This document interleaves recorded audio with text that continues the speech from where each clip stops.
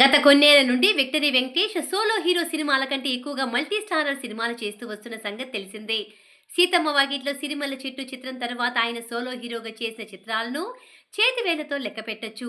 Shadow, బాబు బంగారం, దృశ్యం, గురు, నారప్ప, దృశ్యం 2, సైంధవ్ వంటి చిత్రాలు చేశాడు. వీటిలో దృశ్యం తప్ప మిగిలిన సినిమాలన్నీ కమర్షియల్గా ఆడలేదు. నారప్ప, దృశ్యం 2 చిత్రాలకు మంచి రివ్యూస్ వచ్చాయి, కానీ ఆ రెండు సినిమాలు నేరుగా ఓటీటీలో విడుదలయ్యాయి. దీంతో సోలో హీరోగా విక్టరీ వెంకటేష్ బలమైన బ్లాక్ బస్టర్ హిట్ను కొట్టి 15 ఏళ్ల పైనే అయ్యింది. అభిమానులు ఆయన నుండి ఒక సాలిడ్ బ్లాక్ బస్టర్ హిట్ని కోరుకుంటున్నారు. ఆ బ్లాక్ బస్టర్ సంక్రాంతి రాబోతున్న సంక్రాంతికి వస్తున్నాం చిత్రం ద్వారా దక్కుతుందని గట్టి నమ్మకంతో ఉన్నారు. ఈ సినిమాపై అంచనాలు కూడా భారీగానే ఉన్నాయి. విక్టరీ వెంకటేష్ నుండి ఎలాంటి సినిమా కావాలని అభిమానులు కోరుకుంటారో అలాంటి సినిమాగా ఈ చిత్రం నిలుస్తుందని అంటున్నారు. ఇప్పటికీ ఈ చిత్రం నుండి విడుదలైన ప్రతి పాటకు బ్లాక్ బస్టర్ రెస్పాన్స్ వచ్చింది. ఎక్కడ చూసినా ఇప్పుడు గోదారి గట్టు మీద పాటని బలంగా వినిపిస్తోంది. గేమ్ చేంజర్ సాంగ్స్ ను కూడా డామినేట్ చేసి ఈ చిత్రంలోని పాటలు తెగ ట్రెండ్ అవుతున్నాయంటే ఈ సినిమాపై అంచనాలు ఏ రేంజ్ లో ఉన్నాయో అర్థం చేసుకోవచ్చు. బిజినెస్ కూడా భారీ రేంజ్ లోనే జరిగిందట.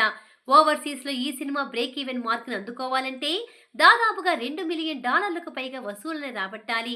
ఇది వెంకటేష్ గారి కెరీర్ లోనే భారీ బిజినెస్ అని చెప్పవచ్చు. అదే విధంగా ఆంధ్రప్రదేశ్, తెలంగాణ రాష్ట్రాలకు కలిపి ఈ చిత్రానికి 30 కోట్ల రూపాయలకు పైగా ప్రీ రిలీజ్ థియేట్రికల్ బిజినెస్ జరిగినట్టు చెబుతున్నారు ట్రేడ్ వర్గాలు.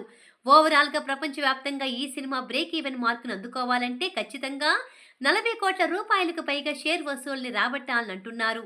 అనుకున్న విధంగా ఈ చిత్రానికి పాజిటివ్ టాక్ వస్తే మొదటి వారంలోనే బ్రేక్ ఈవెన్ మార్కుని అవలీలగా అందుకుంటుందని, వెంకటేష్ కెరీర్లో మైల్ స్టోన్ గా నిలిచిపోతుందని అంటున్నారు.